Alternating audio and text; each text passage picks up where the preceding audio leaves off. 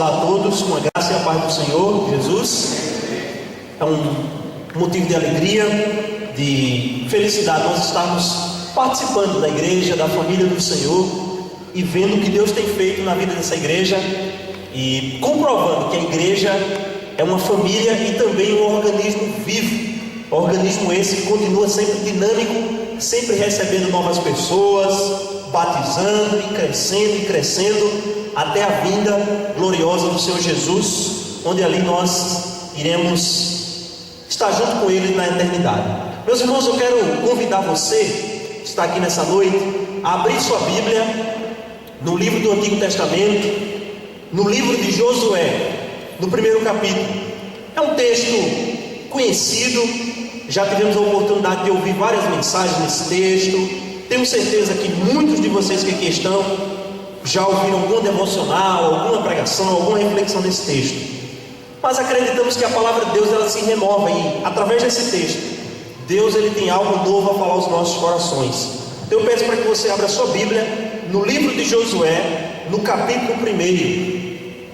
E continuando, eu queria orar ao Senhor, pedindo para que Deus, através da sua palavra, possa falar conosco. Ele possa, através do seu Espírito, nos ajudar a sermos mais obedientes e a sermos mais parecidos com o seu Filho nessa noite. Vamos orar pedindo a direção do Espírito dele. Pai, obrigado pela vida da tua igreja, obrigado pela oportunidade que temos de fazer parte dessa comunidade, de ver os teus milagres aqui, os prodígios, os sinais, de ver, ó Deus, que a igreja é um organismo vivo, é uma família.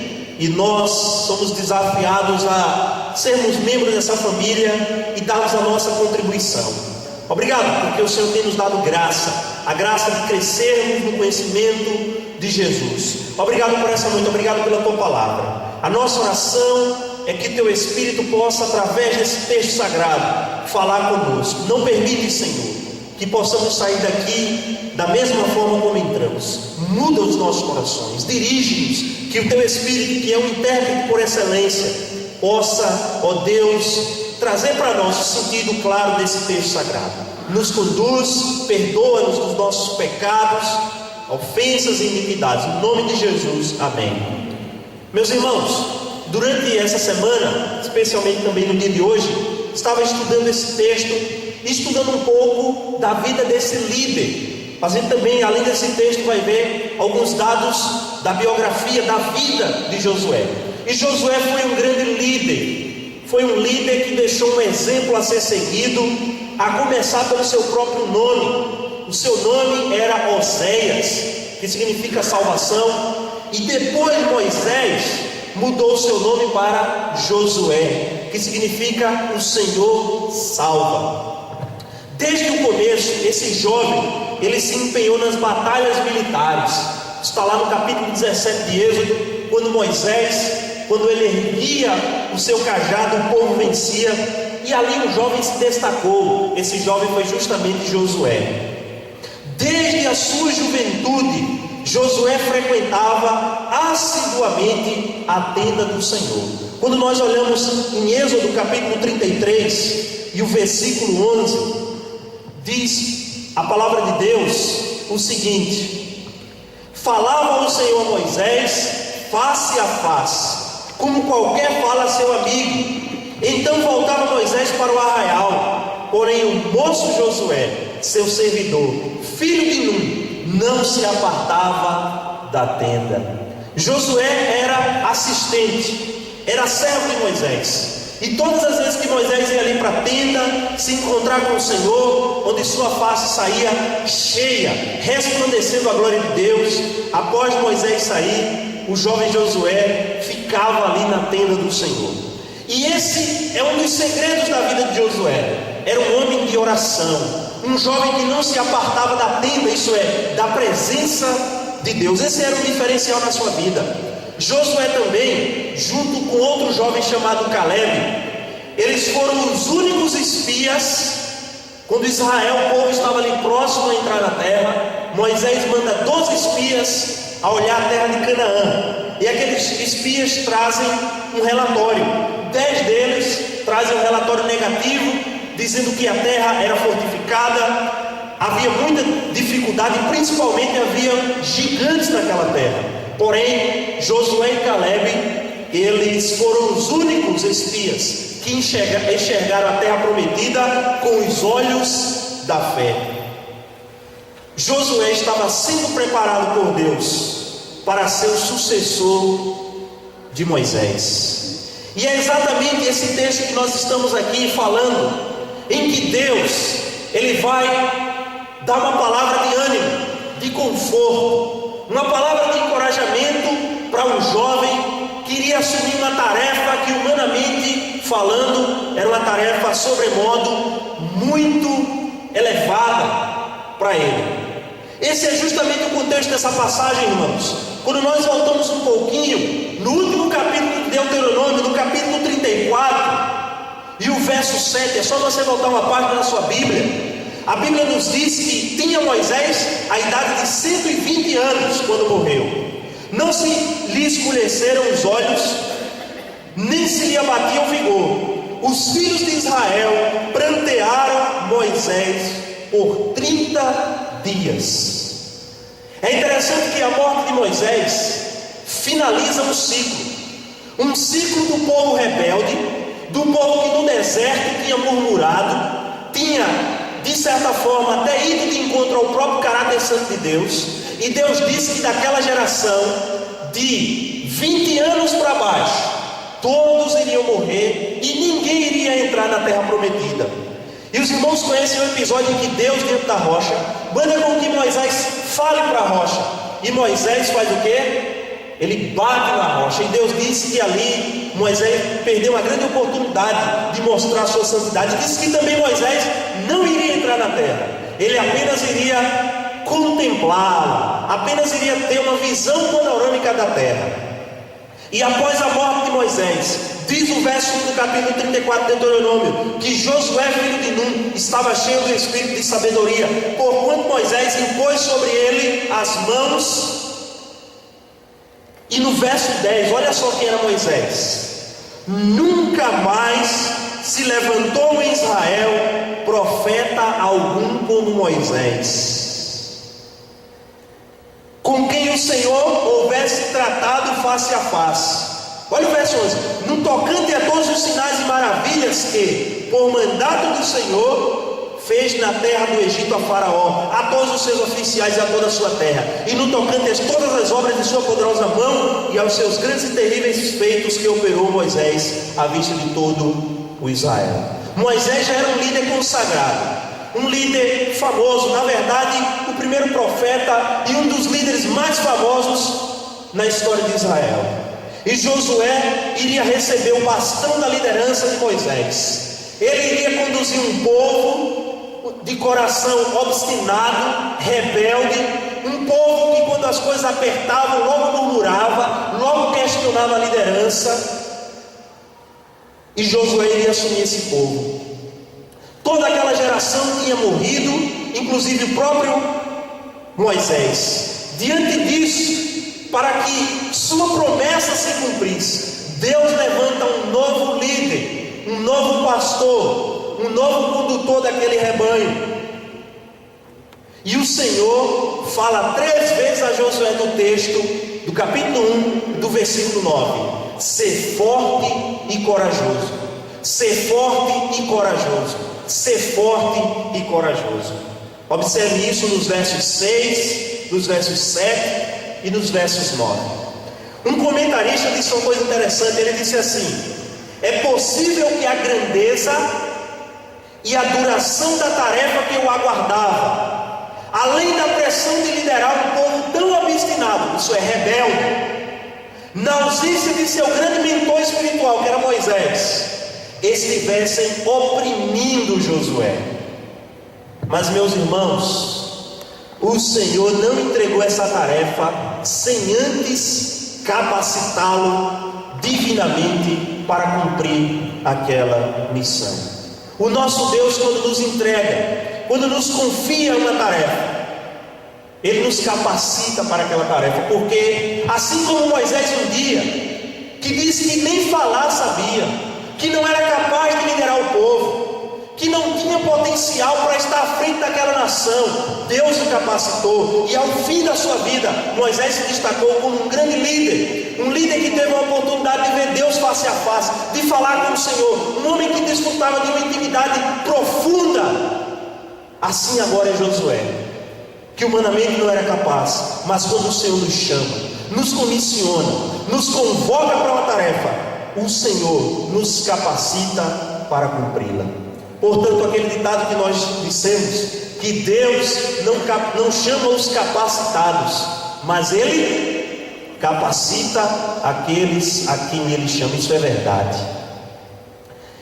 E Josué tinha motivos para ter a confiança de que ele iria obter êxito, de que ele iria fazer bem a sua tarefa. E o motivo que Deus dá a ele, Josué tinha motivos dados por Deus para ser forte e corajoso, pois ele contava com pelo menos 3 coisas. É interessante que o verso 1 diz que sucedeu, isso é, depois da morte de Moisés, que era servo do Senhor, verso 1, não é? Que este falou a Josué dizendo o quê? Moisés, meu servo, é morto, dispõe-te, ou seja, levanta-te. No verso 2, passa este Jordão, tu e todo esse povo, a terra que eu dou aos filhos de Israel. Todo lugar que pisar a planta do vosso pé, vou-lo tenho dado, como eu prometi a Moisés. Lá no livro de Deuteronômio, Deus já tinha prometido, já tinha dito a Moisés, de que ele iria conduzir o povo, de que todo lugar que o povo pisasse, eles iriam possuir aquela terra. E Deus repete essa sua palavra a Josué, garantindo-lhe que eles de fato vão tomar posse da terra que era deles e que estava sendo ocupada por povos que não eram por direito e de fato os donos daquela terra. Diz o texto, a dimensão da terra no verso 4: desde o deserto e o Líbano até o grande rio, o rio Eufrates, toda a terra dos heteus e até o mar grande, para o poente do sol, será o vosso limite. Olha o que Deus diz a Josué. Isso são palavras vindas da boca do próprio Deus, meus irmãos. Ninguém te poderá resistir todos os dias da tua vida. Como fui com Moisés, assim serei contigo. Não te deixarei, nem te desampararei. Olha o que Deus disse para Josué: eu vou estar com você.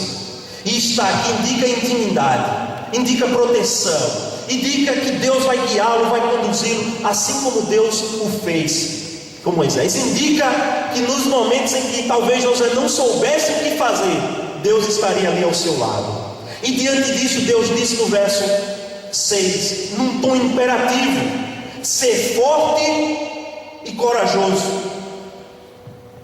Olha, Josué, diante dessa tarefa que eu tenho para você, diante dessa missão que eu tenho para você, seja forte e corajoso. E é interessante que Deus repete isso 3 vezes, como eu já falei, mas em cada oportunidade que Deus repete, que Deus diz, Deus tem algo diferente de garantia e de motivo para ele ser forte e corajoso.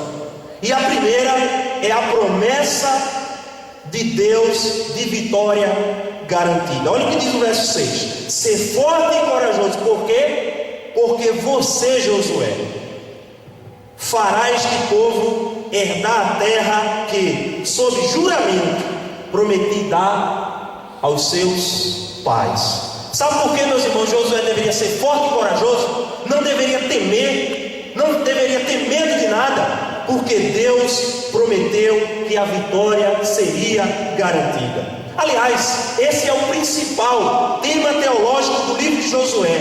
É a promessa divina de dar a terra de Canaã aos descendentes de Abraão, como ele mesmo prometeu em Gênesis capítulo 12, versículo 7. Quando Deus chama Abraão e manda Abraão sair da sua terra, da sua parentela, e vá para um lugar que Deus vai mostrá-lo, Deus assegura que os seus descendentes iriam possuir aquela terra que na oportunidade Abraão estava pisando. Deus garantiu. Meus irmãos, nós servimos a um Deus que quando Ele promete, que quando Ele se compromete com uma coisa, aquilo nunca deixa de acontecer. Aquilo é certeza plena, 100% de garantia de que vai acontecer. Josué, portanto, testemunha a fidelidade de Deus e essa promessa ao relatar a entrada vitoriosa de Israel na terra.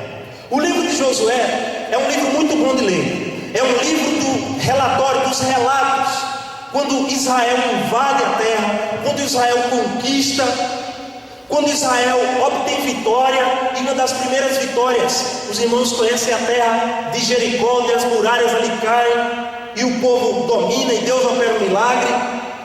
A própria distribuição dos espólios dos seus habitantes.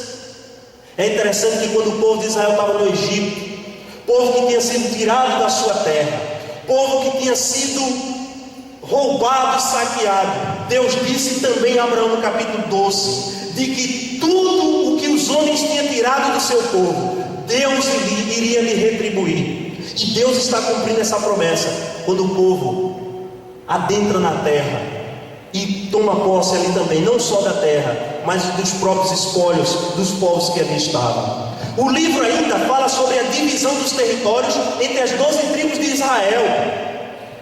E a última seção da parte principal do livro resume o tema aqui dessa obra, como nos diz o capítulo 21 de Josué e o versículo 45. Diz assim: nenhuma promessa falhou de todas as boas palavras que o Senhor falara à casa de Israel. Tudo se cumpriu.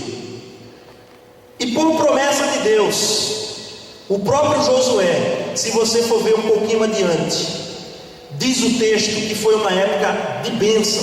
No último capítulo, no capítulo 24 de Josué, e no versículo 31, diz que serviu, pois, Israel ao Senhor todos os dias de Josué, e todos os dias dos anciãos que ainda sobreviveram por muito tempo depois de Josué, e que sabiam todas as obras feitas pelo Senhor Israel. Depois da própria morte de Josué, o povo continuou servindo ao Senhor fielmente, porque era um líder que tinha promessas de Deus na sua vida. Aliás, nós temos aprendido aqui que, se não todos, mas a grande maioria dos heróis da fé do Antigo Testamento foram homens que tiveram na sua vida um diferencial, promessas de Deus sobre a sua vida. Assim foi com Noé, assim foi com Abraão, assim foi com Moisés, o próprio José do Egito e também aqui Josué, o qual tinha promessas de Deus sobre a sua vida. Por isso que sua vida era uma vida vitoriosa. Foi um líder que se destacou porque Deus tinha promessas na sua vida. Meu irmão, se Deus tem promessas na minha e na sua vida, eu acredito que Ele tem, é certeza de vitória. É certeza que a nossa caminhada cristã, ela será uma caminhada cristã diferenciada. Será uma caminhada cristã que vai marcar a diferença na nossa geração, porque o que o nosso Deus promete, Ele cumpre. Ele nunca falhou, como diz o texto de Josué. Tudo que nosso Deus cumpriu, tudo que nosso Deus prometeu, Ele cumpriu. Essa é a diferença. Nós precisamos olhar para os heróis, nós precisamos repensar e fazer uma leitura diferenciada, porque os méritos dos heróis da fé não estavam neles mesmos, porque por trás de um grande homem sempre há também um grande Deus, um Deus que promete, um Deus que estende sua mão e que lhe dá vitória. Então Deus disse: seja forte e corajoso, Josué. Sabe por quê? Porque eu já prometi aos seus pais, a Abraão, a Isaac, a Jacó, de que o povo vai herdar essa terra, de que ninguém vai poder resistir você em dia nenhum, de que você vai levar esse meu projeto adiante, não por força sua, mas por força minha, porque eu sou soberano e ninguém pode impedir quando eu ajo. Amém? Mas Deus ainda, no mesmo capítulo 1, nos versos 7 e 8, o verso 6, Deus encoraja ele: seja forte, porque Deus prometeu a garantia da vitória. O segundo lugar, os versos 7 e 8 diz o quê? Tão somente ser forte e corajoso. Por quê? Porque para teres o cuidado de fazer segundo toda a lei que meu servo Moisés te ordenou. Dela não te desvie nem para a direita, nem para a esquerda, para que sejas bem sucedido por onde quer que... Sabe por que Deus repete pela segunda vez a ordem a Josué? Seja forte, Josué, corajoso, porque eu lhe dei a minha palavra. E a palavra de Deus aqui está no sentido da lei de Moisés, como ele mesmo diz: fazer segundo toda a lei que meu servo Moisés te ordenou. A palavra de Deus ele teria, a fim de guiá-lo em segurança. A lei do Senhor seria um manual de instruções por excelência para o líder Josué. Ele não poderia deixar de meditar nesses princípios. Ele deveria fazer dela o seu diário devocional. Ela era parte do seu cardápio espiritual, a lei de Moisés. Nesse caso, os livros de Gênesis, de Êxodo, Levítico, Número e muito provavelmente o livro de Deuteronômio, porque na época a Bíblia ainda não estava completa. Mas a lei de Moisés era o livro sagrado que Josué tinha em mãos, e livro pelo qual ele deveria se guiar, livro pelo qual ele deveria meditar, como diz o verso 8: não se aparte da sua boca o livro dessa lei, antes medita nele dia e noite, isso é, intensamente, diariamente, todos os dias da sua vida, medite, para que você possa fazer segundo tudo quanto nele está escrito. É interessante, meus irmãos, que Deus, cerca de 400 anos, no livro de Deuteronômio, capítulo 17, isso mesmo, cerca de 400 anos de antecedência, Deus, dentro do seu conhecimento soberano, sabia que ia chegar um momento em que Israel ia solicitar um rei, em que Israel ia olhar para as demais nações e dizer: por que é que todas as nações têm um governo que não é teocrático, e nós temos esse governo teocrático? Deus nos governa, as leis vêm dele, ele é que é o nosso governante. Nós também queremos alguém para prestar conta, um rei sobre nós.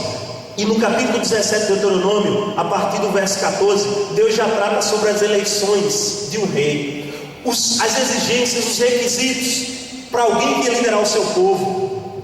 E Deus já sabia, já conhecia o coração do seu povo. E a partir do verso 18, Deus disse assim para o povo: também, quando se assentar no trono do seu reino, escreverá para si o traslado desta lei no livro, do que está diante dos levitas sacerdotes, e o terá consigo, e nele lerá todos os dias da sua vida, para que aprenda o quê? A temer o Senhor.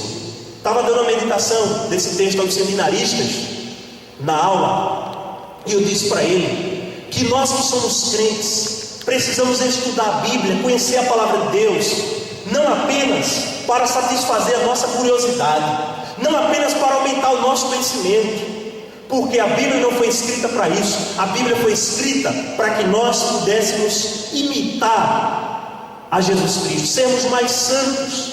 E nesse texto nós aprendemos o propósito para o qual nós devemos estudar a palavra de Deus. Nós devemos aprender a Bíblia, meus irmãos, sabe para quê? Como diz o versículo: para aprendermos a temer, isso é, reverenciar, sermos zelosos, porque só vamos adorar e servir a Deus corretamente se conhecermos a sua palavra. E essa é a finalidade de Deus ao revelar a nós a sua palavra, para que nós possamos ser obedientes, para que nós possamos imitar as atitudes de seu Filho Jesus, não apenas para satisfazer as nossas curiosidades. E o rei deveria ter o livro da lei para temer ao Senhor, a fim de guardar todas as suas palavras e estatutos para os cumprir. Aí no verso 20 diz assim: isto fará para que o seu coração não se eleve sobre os seus irmãos, e não se aparte do mandamento, nem para a direita, nem para...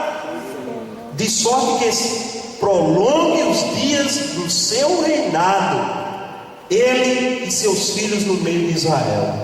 Uma vida de obediência, de reverência, de temor ao Senhor. Não faz com que o nosso coração seja arrogante.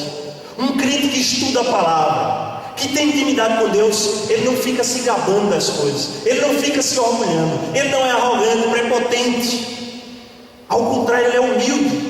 E o próprio Deus disse que o rei deveria ter essa lei, porque através dessa lei, da sua palavra, o seu reinado iria se prolongar, e além do mais, ele iria estender o seu reinado para seus filhos, a sua geração.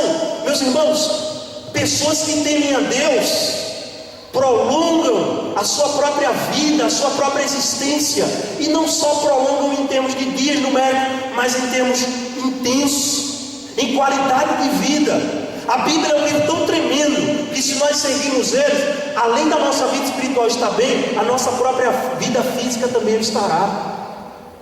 Aí Deus disse a Josué: olha, Josué, você vai ser um líder que eu escolhi. Agora, a lei de Moisés, isso é um manual, você precisa consultá-lo todo dia. Você não precisa de nenhum outro livro, Josué. Você não precisa de nenhum outro autor, de nenhum best-seller. Você não precisa de nenhum outro manual. O manual já está com você. É a minha palavra que eu revelei a Moisés. Se você conhecer esse livro, você vai ser o melhor líder. Você vai me temer. Nos dias de angústia, você pode buscar nele o consolo, a alegria. Meus irmãos, nós que pastoreamos igreja, nós que somos líderes também sobre o rebanho, há dias difíceis, dias em que a gente fica com dúvida, dias que a gente não sabe tomar as decisões corretas, mas quando nós olhamos para a palavra de Deus, é nela que encontramos o consolo, o conforto, a certeza de que nós estamos fazendo a vontade de Deus, mesmo quando nós pagamos um alto preço.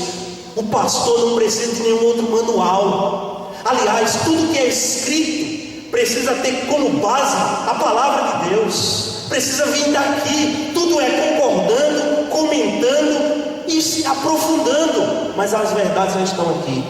Josué precisava conhecer, porque o salmista disse: lâmpada para os meus pés é a tua palavra e luz para os meus caminhos. A palavra de Deus é a lâmpada. Quantas decisões nós não já precisamos tomar, difíceis, a gente ora, vai a palavra de Deus e Deus nos dá as respostas corretas. Então Josué deveria conhecer diariamente. O pastor precisa ter intimidade com a palavra, precisa conhecer, porque é nela em que ele vai encontrar a força, a orientação necessária, os passos que Deus quer que ele dê na condução do seu povo. Por isso que Deus disse a Josué: Josué, seja quê?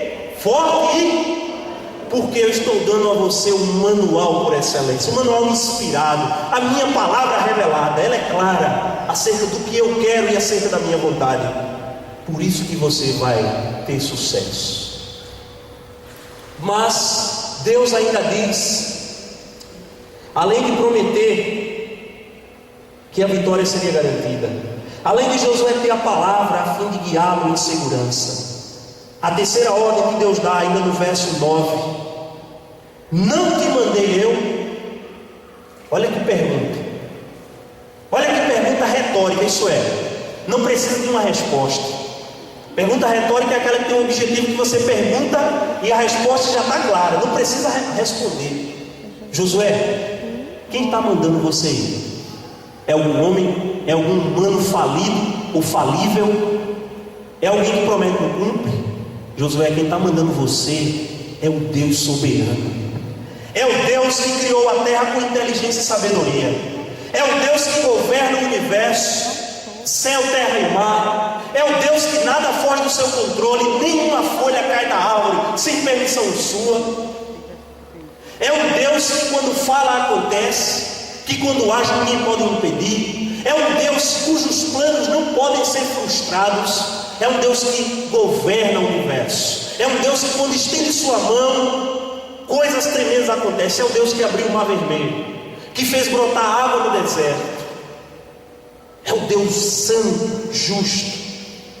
Sabe por que Deus disse, como diz o verso 9: não te mandei eu? Mais uma vez Deus repete: ser forte e corajoso, não temas, nem te espantes. Por quê? Porque o Senhor teu Deus é contigo por onde quer que andares. Sabe por quê?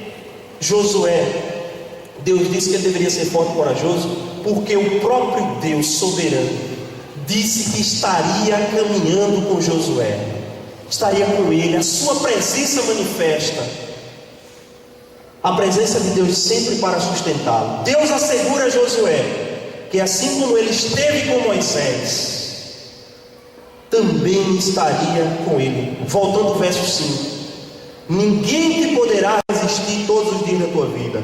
Como fui com Moisés. Meus irmãos, você quer mais segurança do que essa? Realmente a missão não era fácil. Assumir aquele povo, assumir aquela nação, a tarefa de expulsar as pessoas que tinham tomado posse da terra, de arriscar a própria vida, porque nesse contexto aqui, quando se tinha as guerras, o primeiro que morria era o líder. A primeira cabeça que era jogada fora era do líder. Josué sabia o tamanho da tarefa, a dificuldade, o nível, o grau de dificuldade. Mas Deus chega para ele e diz: Josué, quem está te mandando? Eu vou estar com você. Deus dá a missão a Josué, mas não deixa sozinho. Nosso Deus é um Deus de responsabilidade. Ele não dá, Ele não nos coloca em nenhuma enrascada, em nenhum precipício. Olha, vai, faz e eu ainda vou ver, viu? Sai aí, vamos fazer, vamos agir. Não, Deus já tem seus planos. É isso que tranquiliza o meu coração, meus irmãos. É isso que deve tranquilizar o seu coração, meu irmão. Se Deus tem dado uma missão a você, Ele vai mostrar para você o que é que Ele quer. E talvez essa missão tenha várias implicações financeiras, implicações de abandono de sonho. Você talvez não vá fazer o que as pessoas esperavam. Rapaz, você que era para ser um bom engenheiro, e talvez Deus até queira que você o seja, mas também seja um missionário. Mas talvez Deus tenha chamado você para a sua obra de forma exclusiva. Olha, eu quero que você seja um soldado e não se envolva com coisas dessa terra. Mas Senhor, a situação financeira do nosso país está um caos. O dólar aumentou, mas amanhã pode baixar. Senhor, e as oportunidades que eu vou ter que abrir mão, e o sacrifício que eu vou ter que fazer, Aí Deus chega e diz: não te mandei eu. Quem está mandando você? Quem está mandando? Eu sou o dono de todas as empresas, eu sou o dono de toda a economia. O que eu quiser acontece. Eu sou Deus soberano, eu governo tudo, nada foge do meu controle absoluto. Esse era o diferencial na vida de Josué, a manifestação de Deus em sua vida. Deus estava nesse negócio, meu irmão. E quando Deus está no negócio, Ele não lhe deixa sozinho. Mas é interessante que assim como Deus comissionou Josué no Antigo Testamento a liderar seu povo, a conduzir seu povo e tomar posse da terra prometida, Jesus Cristo, no capítulo 28 de Mateus, abra sua Bíblia lá. Nós fizemos menção desse texto já aqui hoje, e já estamos nos instantes finais da nossa reflexão. Jesus comissionou o seu povo, a sua igreja, a uma tarefa sublime. Uma vez eu estava no consultório médico com minha mãe, conversando com a médica. Eu era um pouquinho mais novo, eu acho, logo no início, quando eu fui ordenado ao ministério. E ela perguntou qual era a minha profissão, e eu disse para ela: eu sou pastor.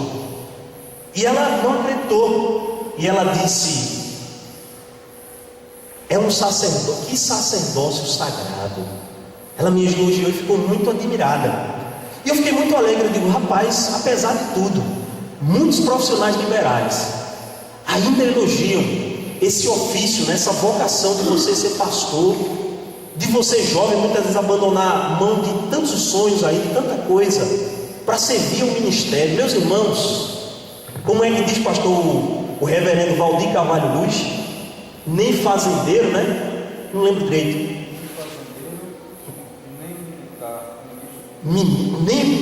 Nem fazendeiro, nem militar. Ministro do Evangelho. Que orgulho, é uma alegria. E eu tenho essa alegria pessoal, essa satisfação pessoal de servir ao Senhor. Também eu tenho a oportunidade de exercer uma outra profissão. Mas, meus irmãos, é uma alegria servir a Deus. É uma alegria saber que Deus Dentro do seu plano, Ele conta comigo. Ele me incluiu no seu plano para conduzir o seu povo. É uma alegria tremenda. Talvez Jesus disse: toda a autoridade me foi dada no céu e na terra.